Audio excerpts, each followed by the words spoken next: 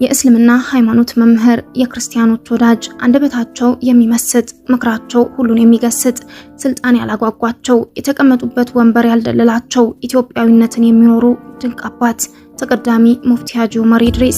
ሰላም ጤና ይስጥልን። የተወደዳችሁና የተከበራችሁ የበመንገዴ ሚዲያ ተከታታዮቻችን በያላችሁበት እንደምቆይታችኋል። በዛሬው መሰናዷችን ወደ እናንተ ልናደርስ የወደድነው የአባታችን ተቀዳሚ ሙፍቲ ሀጂ ዑመር ኢድሪስ የጤና እክልን አስመልክቶ ነው።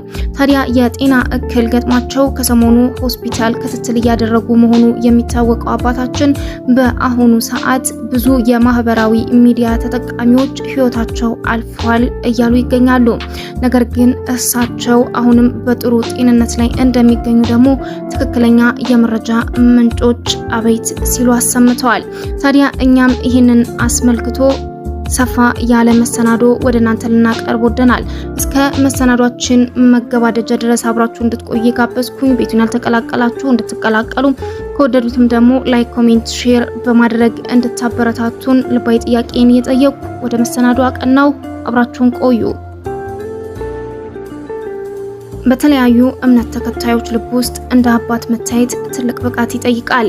አዎ ይልቁንም የእስልምና መሪ ሆነው በሁሉም ማህበረሰብ ዘንድ አባታችን የሚል የክብር ስም ማግኘት ከሰውነት ከፍ